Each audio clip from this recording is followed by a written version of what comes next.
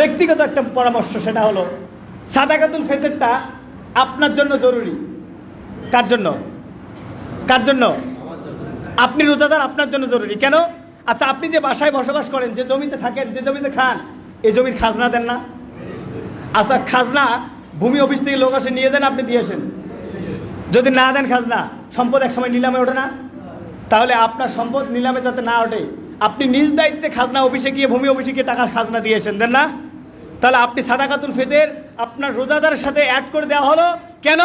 এটার মাধ্যমে আপনার রোজার পবিত্রতা আসবে, রোজার ভুল ত্রুটি মাফ হবে, আপনার রোজা আল্লাহর দরবারে পৌঁছবে। আপনার দায়িত্ব হলো, ধনীদের দায়িত্ব হলো গরিব মানুষের মুখে হাসি ফোটানো। তা আমি তো মনে করি আপনার সাদাকাতুল ফিতর গরিবদের, মিসকিনদের বাড়ি বাড়ি কি পৌঁছে দেওয়া।